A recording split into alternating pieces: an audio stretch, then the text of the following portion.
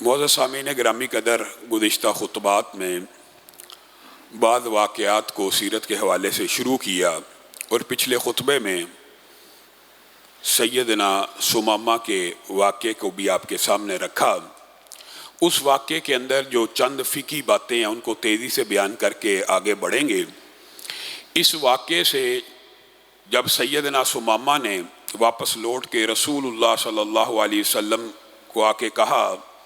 کہ واپس لوٹ آیا ہوں، آپ کے اوپر ایمان لانا چاہتا ہوں، تو رسول اللہ نے ان کو کہا تھا ہم نے تو تجھے چھوڑ دیا اور تو واپس لوٹ آیا۔ تو انہوں نے کہا اپنا بنا کے چھوڑ دیا۔ علامہ شہید یہ واقعہ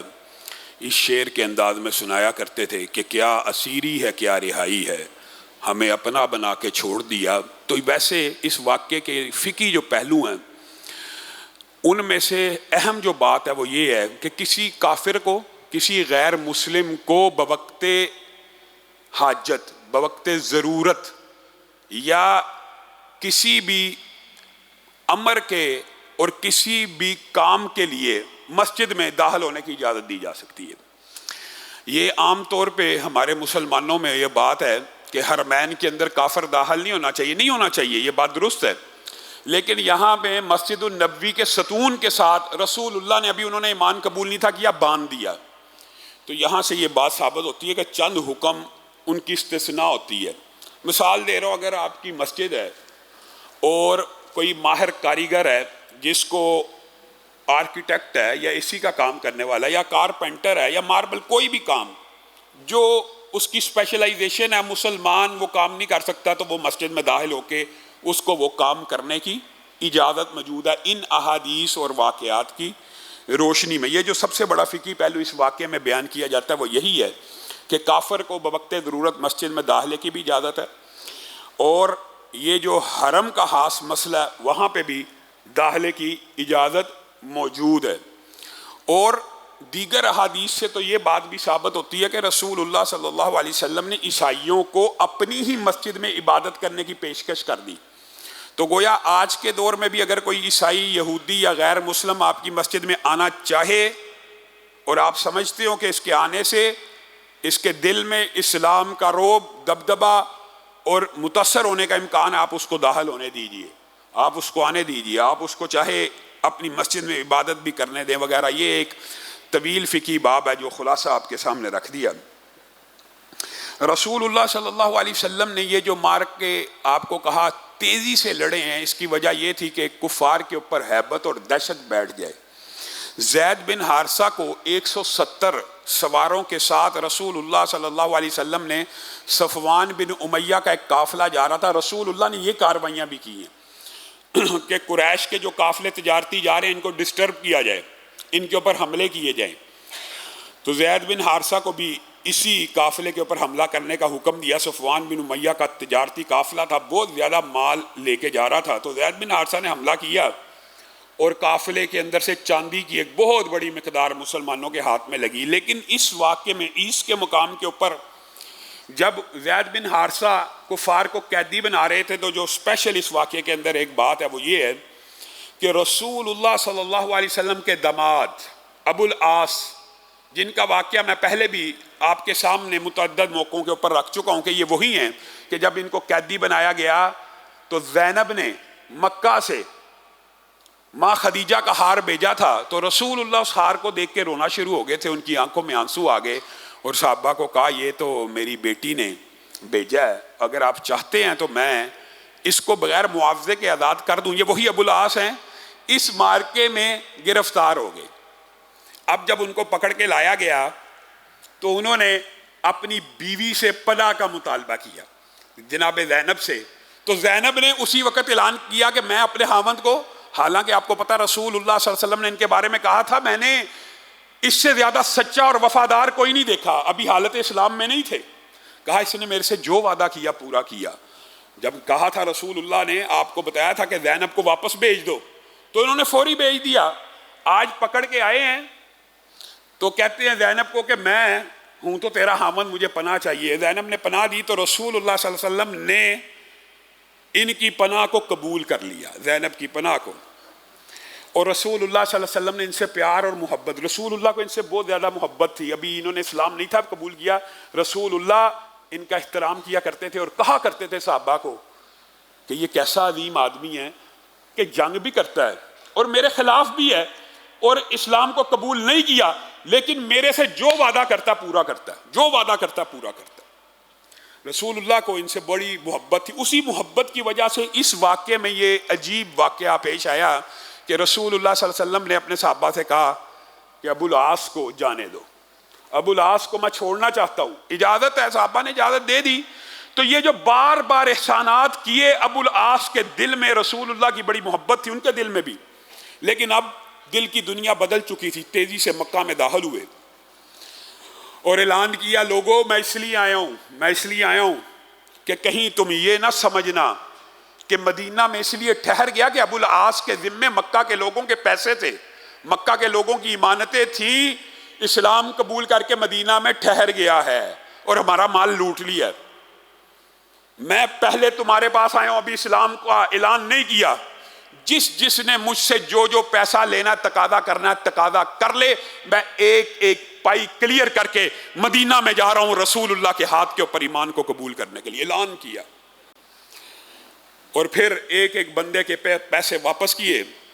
اور رسول اللہ صلی اللہ علیہ وسلم کی بارگاہ میں آ کے جب اسلام کو قبول کیا تو یہاں پہ ایک بہت بڑا فقہی مسئلہ ہے، فقہی، اور اس کے اندر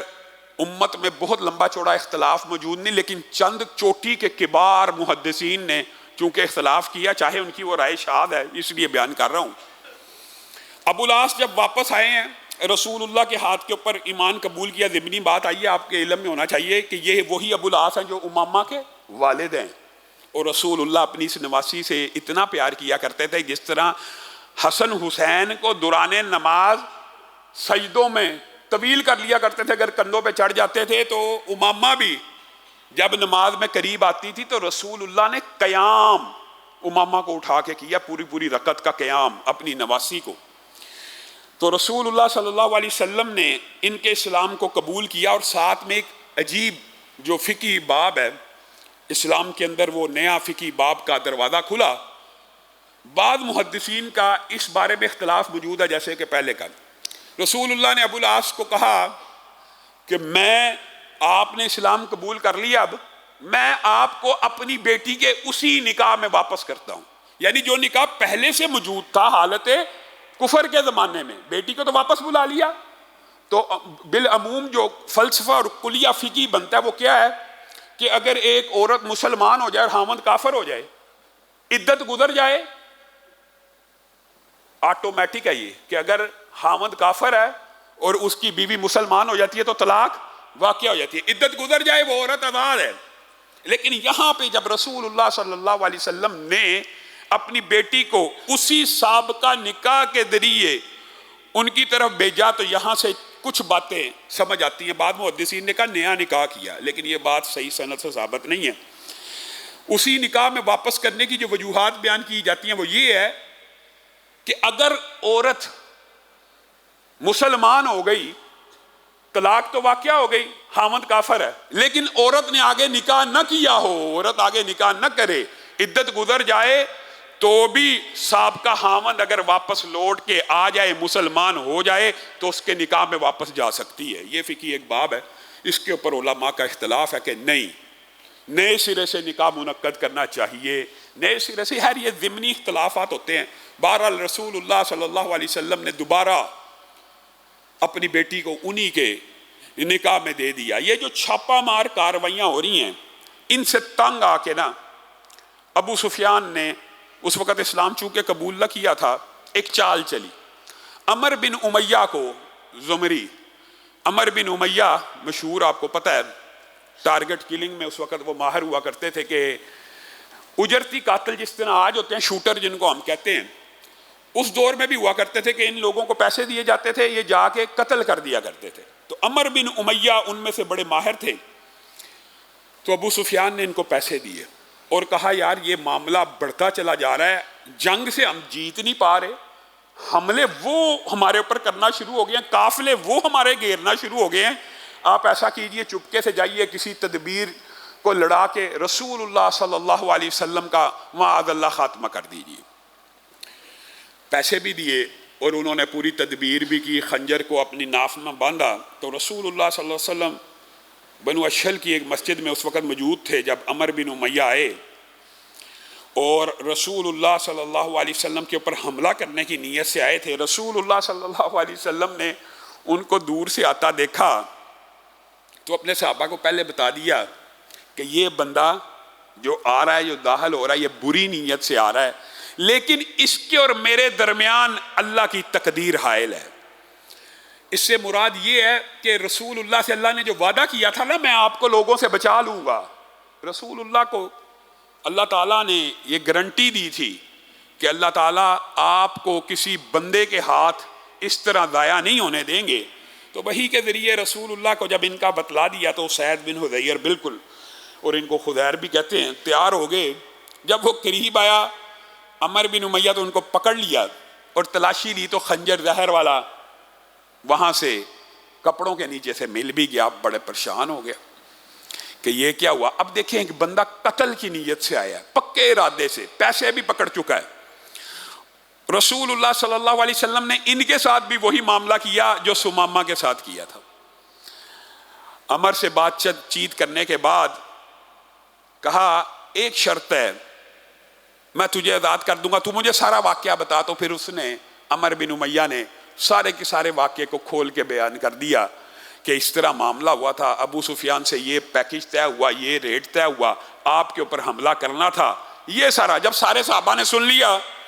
رسول اللہ نے اس کے منہ سے ادا کروایا تو کہا عمر قتل کی نیت سے آیا تھا؟ جی ہاں، میں نے تجھے آزاد کیا۔ اب یہ جو احسان کے بار بار معاملات ہیں رسول اللہ کی سیرت کے اندر، یہ میرے اور آپ میں نہیں ہیں۔ ہمیں تو کوئی گالی نکال دے ہم شاید معاف نہ کریں ساری زندگی، یہ رسول اللہ کے قتل کے معاذ اللہ ارادے سے آیا۔ رسول اللہ نے ایک جملے میں کہا جا تجھے آزاد کیا، معاف کیا۔ اسی وقت عمر بن امیہ نے کلمہ پڑھ لیا۔ اللہ کے رسول کس جہالت میں رہے ہیں، کس گمراہی میں رہے ہیں، کیسی عجیب بات تھی، آپ سے نفرت، آپ جیسی شخصیت کو قتل کرنے کے ارادے سے آیا اور آپ نے مجھے ایک تھپڑ مارنے کو، ایک کسی صحابی کو ایک یہ بھی نہیں کہا کہ اس کی کوئی پٹائی کر دو، آپ کہہ رہے ہیں جاؤ آزاد کر دیا۔ میں آپ کے ہاتھ کے اوپر اسلام کو قبول کرتا ہوں، مجھے حکم دیجئے، اب میں اس جرم کا کفارہ ادا کرنا چاہتا ہوں۔ تو رسول اللہ صلی اللہ علیہ وسلم نے، جیسے میں نے آپ کو پہلے بتایا تھا، بعض لوگوں کعب بن اشرف، ابو رافع یہودی کے ساتھ ٹارگیٹڈ کارروائی کی، تو یہاں پہ پہلی دفعہ رسول اللہ صلی اللہ علیہ وسلم نے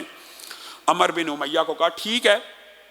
اب آپ نے اسلام کو قبول کر لیا، اب ہمارے ساتھی ہیں، آپ کے گناہوں کو اللہ تعالیٰ نے معاف کر دی ہے، تو جس کام کے ارادے سے میرے لیے آئے تھے وہی کام ابو سفیان کے ساتھ کر گزرو۔ ساتھ میں ایک اور صحابی کی ڈیوٹی بھی لگائی کہ تم دونوں جاؤ اور یہ معاملہ بھی اب ختم ہو جانا چاہیے، ابو سفیان کو قتل کر دیا جائے۔ لیکن اللہ کو کچھ اور ہی منظور تھا۔ یہ عمر بن امیہ بیس بدل کے جب خانہ کعبہ میں پہنچے اور ابو سفیان کی طاق میں تھے اور آپ کے ساتھ ایک صحابی رسول بھی رسول اللہ صلی اللہ علیہ وسلم نے بطور مدد کے بھیجا، انہوں نے اچھی طرح حلیہ وغیرہ بدلا، لیکن چونکہ رہتے رہائشی قریش جانتے تھے تو وہ حیت اور حلیہ کی تبدیلی کے باوجود پہچانے گے۔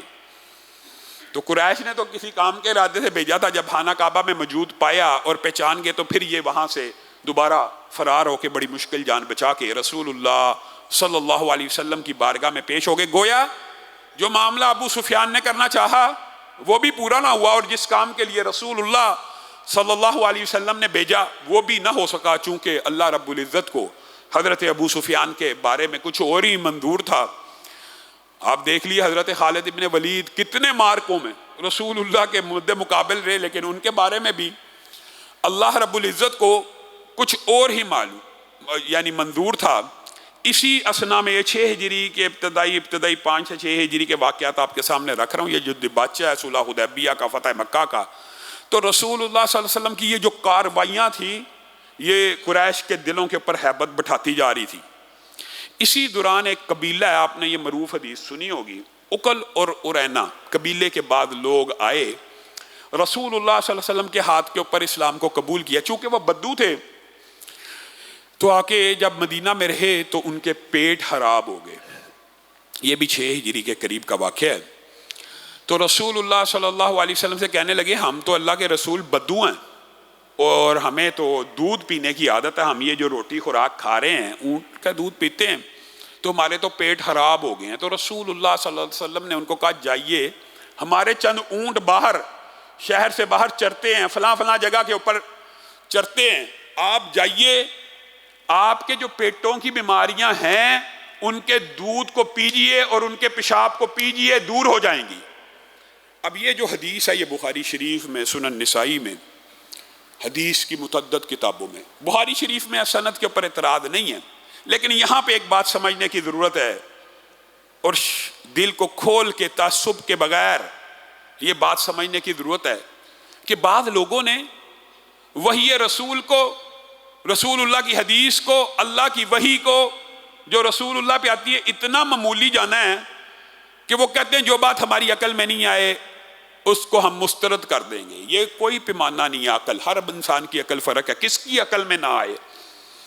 اس حدیث کا بخاری شریف میں موجود ہو جانے کے بعد بھی بہت سے لوگوں نے انکار کیا، اور اس کے انکار کی جو توجیحات پیش کی ہیں، کسی کو تان تشنی کرنا مقصود نہیں ہے، لیکن وہ بھی عجیب و غریب ہے۔ ایک نے اعتراض کیا یہ جی حدیث قرآن کے خلاف ہے، حالانکہ پورے قرآن پاک میں کہیں پورے قرآن پاک میں کہیں پہ بھی معقول اللحم جانور کے پیشاب کی حرمت کا ذکر موجود نہیں، قرآن کے کیسے خلاف ہے؟ پھر بعد نے کہا کہ اونٹ کا جو پیشاب ہے وہ نجس اور خبیث ہے، نجس اور خبیث کی اجازت رسول اللہ کیسے دے سکتے ہیں، اس لیے انکار کر دیا۔ پھر بعض لوگوں نے تیسرا اعتراض کیا کہ ہے تو نجس اور خبیث لیکن چونکہ رسول اللہ نے اجازت دی تھی خاص ایک لوگوں کو، اس لیے یہاں پہ اجازت ہے۔ ان سب باتوں کا جو جواب ہے،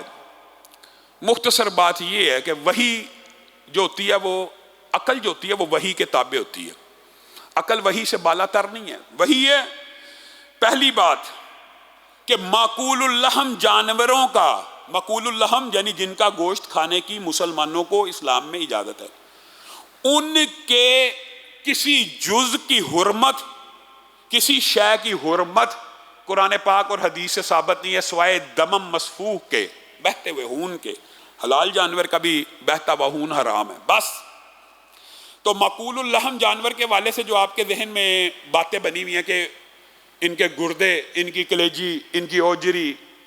ان کے کپورے وغیرہ حرام ہوتے ہیں، یہ باتیں بھی باطل ہیں، نہیں حرام ہوتے۔ معقول اللحم جانور پورے کا پورا حلال ہوتا ہے، پہلی بات۔ دوسری بات کہ معقول اللحم جانور کا جو بول و براز ہے، گندگی ہے جو اس کی، وہ خبیث اور نجس کسی قرآن اور سنت کی دلیل سے نہیں ہے، خبیث اور نجس۔ کیونکہ رسول اللہ صلی اللہ علیہ وسلم نے بکریوں کے باڑے میں اور بھینسوں کے باڑے میں اور گائے کے باڑے میں تو نماز پڑھنے کی بھی اجازت دی، تو وہاں پہ کیا پیشاب کی چھینٹیں نہیں ہوتی؟ وہاں پہ پیشاب نہیں پڑا ہوتا؟ گویا معقول اللحم جانور کے پیشاب کی چھینٹ نجس اور خبیث نہیں ہے۔ لیکن نجس اور خبیث نہ ہونے کا مطلب یہ ہے کہ اس کو پیتے رہا کریں، یہ بات بھی نہیں ہے، یہ بات بھی نہیں ہے۔ لیکن دوسری بات یہ ہے کہ سب سے بڑی دلیل کہ رسول اللہ صلی اللہ علیہ وسلم نے کبھی علاج کے لیے بھی خبیث چیز کی اجازت نہیں دی، خبیث کی نہیں اجازت دی۔ رسول اللہ کی متعدد حدیثیں اس بات کے اوپر شاہد ہیں۔ ایک صحابی صرف زخم کے اوپر شراب کو لگا رہے تھے، تو رسول اللہ صلی اللہ علیہ وسلم نے پوچھا یہ کیا کر رہے ہو؟ کہا یہ تو دعا کے لیے۔ تو رسول اللہ کے خبیث میں شفا نہیں ہے۔ رسول اللہ نے خبیث چیزوں سے علاج سے بھی منع فرمایا، الا یہ کہ وہ جو اضطرار کا کلیہ ہے وہ ہے، لیکن وہ اضطرار کا کلیہ ہر بیماری کے اوپر نہیں ہوتا۔ وہ اضطرار یہ ہوتا کہ جان لیوا ایسی بیماری ہو یا ایسی بھوک پیاس ہو کہ شراب کے بغیر بندہ زندہ ہی نہ رہ سکے، پھر بات الگ ہے۔ تو گویا عام زخم کے اوپر تو رسول اللہ نے شراب کا ڈیٹول کے طور کے اوپر یوز کرنا بھی حرام کیا، الکوہل کے طور کے اوپر یوز کرنا، بیرونی استعمال حرام کیا، پھر کہا خبیث چیزوں میں شفا نہیں ہے۔ تو گویا رسول اللہ نے کسی خبیث چیز کی اجازت نہیں دی۔ ہاں یہ بات ضرور ہے کہ یہ جو بول و براد ہوتا ہے یہ ناپسندیدہ چیز ہے، تو رسول اللہ نے اس کا نام لے کے ان کو حکم اس لیے دیا کہ رسول اللہ کو وحی کے ذریعے بتایا گیا کہ ان بیماریوں کا علاج اونٹ کے دودھ اور پیشاب میں موجود ہے۔ بنیادی طور پہ بات یہ ہے، اور یہ بات ضمنی طور پہ آئی ہے تو سمجھ لیجئے، آپ حیران رہ جائیں گے۔ جدید سائنس کو چھوڑیے، اپنے تجربے اور مشاہدے کی بات کیجیے۔ کینسر کی بہت سی قسمیں ایسی ہیں، خاص طور پہ چھاتی کا کینسر، معدے کا کینسر، جگر کا کینسر، یہ اپنے تجربے اور مشاہدے سے بیان کر رہا ہوں۔ اگر کوئی بندہ خالی پیٹ رہ کے صرف اونٹنی کا دودھ اور پیشاب مکس کر کے صرف کینسر کے ان امراض میں، جو یہ کینسر کی بیماریاں جو معدے کی ہیں، جگر کی ہیں، پیٹ کی ہیں، سینے کی ہیں، کوئی اور خوراک استعمال نہ کرے، صرف 40 دن استعمال کرے، عینی تجربہ اور مشاہدہ اللہ تعالیٰ اسے شفا دے دیتے ہیں۔ اور یہ بات رسول اللہ صلی اللہ علیہ وسلم کی حدیث سے بھی سمجھ آتی ہے کہ ان کو امراض پیٹ کے لگے تھے، معدے کے لگے تھے، اور ان کے پیٹ میں بیماریاں تھیں، جس کی وجہ سے رسول اللہ صلی اللہ علیہ وسلم نے ان کو اونٹنی کے پیشاب پینے کا حکم دیا۔ تو گویا بیماری کے اندر ماکول اللحم جانور کا کوئی اگر طبیب اور ڈاکٹر پیشاب کی آپ کو ریکمینڈ کرے، جائز ہے، اس میں کوئی حرج کی بات نہیں ہے۔ خواہ حدیث رسول کے اوپر لمبے چوڑے اعتراض کرنا۔ اور اب میں تو آپ کو کہہ رہا ہوں، میڈیکل سائنس کو چھوڑ کے میں نے آپ کے سامنے اپنے دور حاضر کے، حتیٰ کہ ہمارے یہاں مسجد کے نمازی جن کو ڈاکٹروں نے کہہ دیا کہ آپ 2 یا 3 مہینے زندہ نہیں رہیں گے، انہوں نے یہ علاج شروع کیا، 3 سال تک زندہ رہے، 3 سال۔ اور میں یہ سمجھتا ہوں اگر سورۃ فاتحہ کے ساتھ یہ علاج کیا جائے اور پھر کوئی خوراک نہ لی جائے، یہ اس کے اندر بعض اطباء نے شرط رکھی ہے کہ خوراک صرف پھر وہ دودھ اور وہ رہے 30-40 دن، تو اللہ کے فضل و کرم سے شفا مل جاتی ہے۔ تو یہاں پہ جب رسول اللہ صلی اللہ علیہ وسلم نے اکل اور اورینہ کے ان لوگوں کو کہا کہ باہر چلے جاؤ اور یہ کام کرو، تو انہوں نے یہ کام کیا، وہ تندرست ہو گئے اور ان کے بدن بڑے تن و مند ہو گئے، لیکن اللہ کا کرنا ایسا ہوا اور ان کی اپنی جو ضمیر تھے وہ جب وہاں پہ رہے بدوی علاقے میں، انہوں نے دیکھا کہ یار یہ تو اونٹ رسول اللہ صلی اللہ علیہ وسلم کے چر رہے ہیں اور یہ چرواہا یسار اکیلا ہی ہے۔ ان کے دل میں لالچ پیدا ہوا، انہوں نے کہا یہ سارے اونٹ بھی ہانک کے لے جاتے ہیں، اس کو قتل کیا، گویا قتل کر دیا تو اسلام تو ضائع ہو گیا۔ اور آپ سمجھے انہوں نے مرتد ہونے کا ایک قسم کا اعلان کیا کہ رسول اللہ کے چرواہے کو قتل کر دیا اور ان اونٹوں کو ہانک کے لے کے جانے لگے۔ تو رسول اللہ کو یہ خبر پہنچی، رسول اللہ صلی اللہ علیہ وسلم بڑا دکھی ہوئے اور بڑا غمگین ہوئے، اور ابن جابر کو یہ فہری ان کو کہتے ہیں، ان کو بھیجا کہ جاؤ ان کو پکڑ کے لاؤ اور ان کا کلا کما کر دو، اور رسول اللہ صلی اللہ علیہ وسلم نے کہا ان کو گرفتار کر کے ان کے ساتھ یہ معاملہ کرنا ہے۔ اور جو یہ معاملہ آپ سن کے حیران رہ جائیں گے، اور یہ بعض مفسرین نے تو باقاعدہ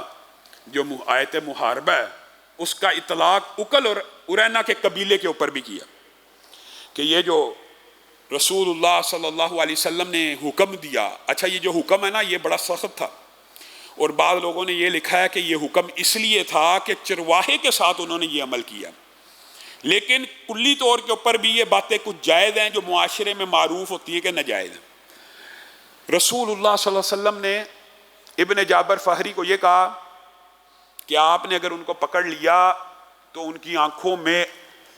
گرم لوہے کو تاپ کے ان کی آنکھوں میں پھیر دینا، اور ان کے ہاتھوں کو کاٹ ڈالنا ہے اور ان کے پاؤں کو کاٹ کے ان کو صحرا میں بھوک پیاس سے مرنے کے لیے چھوڑ دینا۔ اور یہی آیت محاربہ میں یہ آیت انما جزاء الذین یحاربون کی جو آیت ہے، یہ اس کے اندر یہی بات موجود ہے کہ ان کے ہاتھوں کو کاٹا جائے، ان کے پاؤں کو کاٹا جائے، ان کو زمین پہ پھینک دیا جائے۔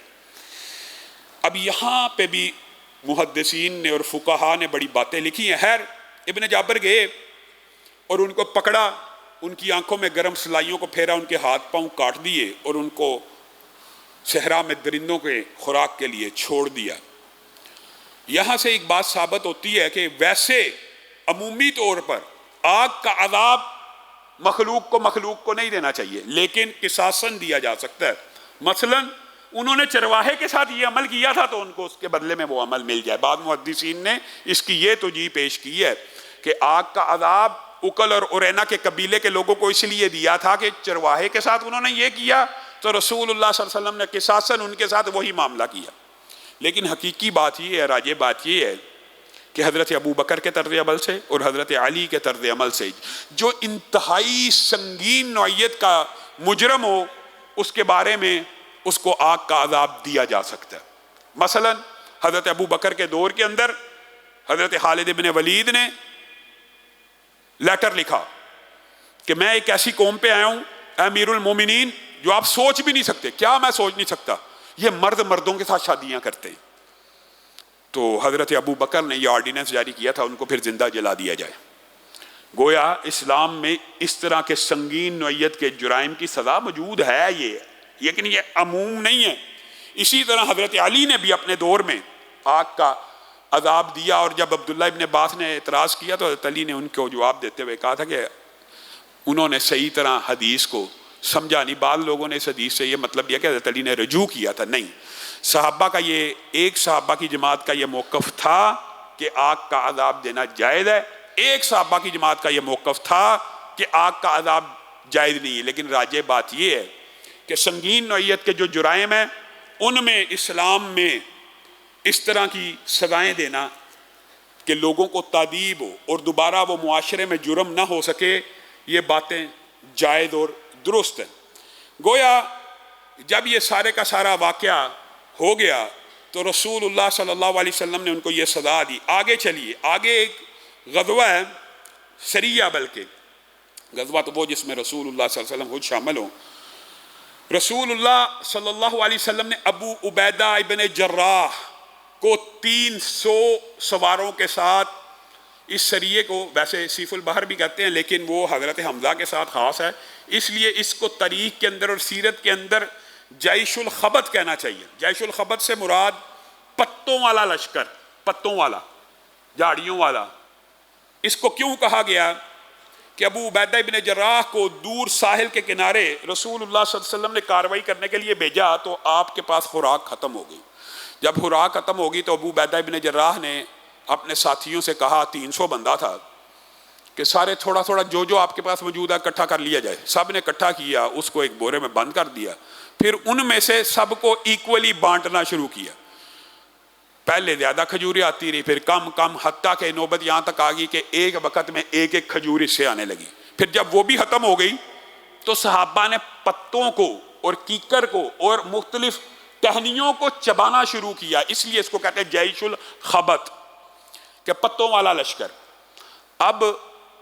لیکن بھوک آپ کو پتا ہے خشک جھاڑیوں سے تو نہیں بجھتی، تو انہوں نے اونٹوں کو ذبح کرنا شروع کر دیا. چند اونٹ ذبح کیے تو انہوں نے کہا کہ اس طرح تو اونٹ ختم ہو جائیں گے، تو اونٹوں کو ذبح کرنے سے منع کیا. تو اللہ رب العزت کی طرف سے، اللہ کی رحمت سے، انہوں نے ساحل سمندر کے اوپر ایک عظیم الشان مچھلی کو دیکھا. عظیم الشان کہتے ہیں ٹیلے سے بھی بڑی تھی، اور اس وقت عرب میں اس مچھلی کو امبر کہتے تھے، اور آج کل کے دور میں شاید واللہ عالم بعض لوگ قیاس کرتے ہیں کہ اس سے مراد ویل مچھلی ہے، ویل جو بہت بڑی ہوتی ہے. لیکن اس مچھلی کے بارے میں صحابہ کہتے ہیں کہ اتنی بڑی تھی، جب ہم نے اس کے گوشت کو، اس کے روغن کو کھانا شروع کیا تو ہم ایسے تندرست، وہ جو ایک ایک کھجور سے جسم میں کمزوری تھی، تندرست و توانا ہو گئے. تو جب کافی گوشت کھا لیا تو اس کی پسلی، صرف پسلی، اس کو ہم نے کھڑا کیا اور ایک اونٹ کے اوپر بندے کو سوار کیا اور اس کو کہا ذرا ناپو یہ کتنی بڑی مچھلی ہے. تو وہ اونٹ سوار اس کی پسلی کے نیچے سے گزر گیا اور سر پسلی کو ٹچ نہ ہوا، اتنی بڑی مچھلی تھی. تو رسول اللہ صلی اللہ علیہ وسلم کے پاس پہنچے اور آ کے یہ بات بتائی کہ اللہ کے رسول مجبور تھے، کوئی چیز کھانے کو نہیں تھی، ایک مردار وہاں پہ پڑا تھا، آگے ہم نے کھا لیا. تو یہاں سے ایک بہت بڑا فقہی قاعدہ بھی نکلتا ہے جس کی اول بات آپ کے سامنے رکھ دیتے ہیں، باقی انشاءاللہ آئندہ آنے والے خطبے میں رکھیں گے. رسول اللہ صلی اللہ علیہ وسلم نے کہا نہیں، کہاں ہے اگر اس کا کچھ گوشت موجود ہے، کوئی روغن موجود ہے تو مجھے بھی کھلاؤ، اللہ نے تمہارے لیے میزبانی کا انتظام کیا تھا. اور ایک صحابی نے دیا، رسول اللہ نے اس میں سے تناول بھی فرمایا. یہاں رسول اللہ صلی اللہ علیہ وسلم نے جو فقہی قاعدہ اور کلیہ بیان کیا وہ یہ ہے، جو آپ کو عام فہم سمجھ بھی آ گئی ہوگی، کہ مردار مچھلی تھی، ساحل سمندر پہ آ گئی، مری ہوئی تھی، صحابہ نے اس کو کھایا. تو یہاں سے کیا بات ثابت ہوتی ہے کہ سمندر کا جو مردار ہوتا ہے، دریا کا، پانی کا جو مردار، ایک ہے پانی کا مردار دو طریقے کا ہوتا ہے. ایک مردار پانی کا یہ ہوتا ہے آپ نے زندہ کو پکڑا باہر نکالا ذبح نہ کیا مردار ہو گیا دم گھٹنے سے، ایک مردار کی یہ قسم ہے۔ دوسرا پانی کے اندر مر چکا ہے۔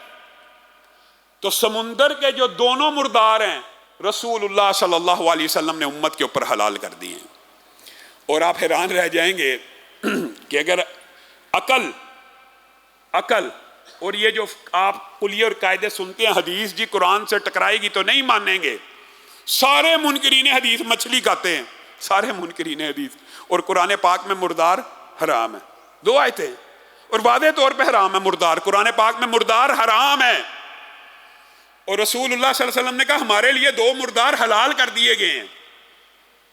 ایک مچھلی کو اور ایک جراد کو۔ یہ باب طویل ہے لیکن اس کی ایک جز بیان کر رہا ہوں۔ گویا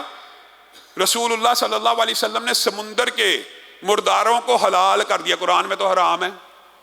اس کا مطلب یہ ہے کہ رسول اللہ صلی اللہ علیہ وسلم کو بھی مثل قرآن وحی دی گئی ہے، اور رسول اللہ صلی اللہ علیہ وسلم قرآن کے شارح ہیں اور اس کی تشریح کرنے والے ہیں۔ جو تشریح رسول اللہ کریں گے وہی مانی جائے گی۔ مردار سارے حرام ہیں لیکن جس کو رسول اللہ کہہ دے حلال ہے وہ اس کو واضح کر دے گا وہ حلال ہے۔ تو رسول اللہ صلی اللہ علیہ وسلم نے امت کے اوپر سمندر کے دونوں مردار حلال قرار دیے، ایک وہ جو سمندر میں مر چکا ہو اور ایک وہ جس کو نکالا جائے اور ذبح کی حاجت نہ رہے، سانس گھٹنے سے بھی مر جائے، حالانکہ سانس گھٹنے والے کی بھی حرمت قرآن پاک میں موجود ہے، لیکن رسول اللہ صلی اللہ علیہ وسلم نے چونکہ حلال کر دیا، اور نہ صرف حلال کیا بلکہ اس مچھلی میں سے کھا کے امت کو واضح بتلا بھی دیا کہ قیامت تک کسی کو یہ شبہ نہ رہے کہ یہ چیز حلال نہیں ہے۔ اس سے ایک کلیہ جو فقہ کا نکلتا ہے، جس کی طرف میرا ذاتی ذہن بھی، جس کو میں یعنی رجحان پایا جاتا ہے، علماء کے اس حوالے سے دو قبیلے ہیں۔ ایک قبیلہ یہ ہے کہ امت کے علماء کا ایک گروہ سمندر کے ہر مردار کو حلال جانتا ہے، یعنی جو سمندر میں مرا ہوا اس کو حلال جانتا ہے، اور امت کا ایک علماء کا گروہ یہ ہے کہ صرف اس مردار کو حلال جانتے ہیں کہ جس کو نکالا جائے تو مر جائے۔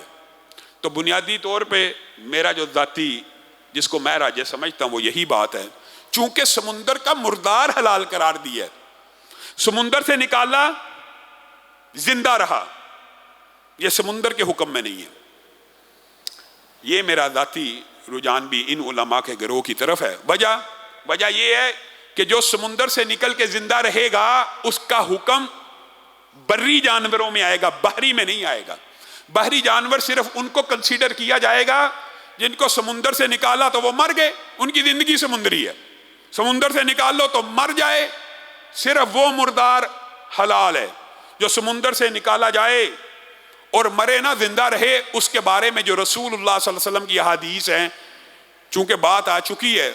اور کنفیوژن نہ رہے، انشاءاللہ آئندہ آنے والے خطبے میں اس حوالے سے اپنی بات کا آغاز کر کے اس فقہی کلیے کو بیان کر کے سیرت کے جو صلح حدیبیہ اور عمرے کا جو واقعہ ہے انشاءاللہ اس کی طرف بڑھیں گے۔ اللہ رب العزت جو کہا گیا جو سنا گیا اس کو سمجھنے کی توفیق عنایت فرمائے۔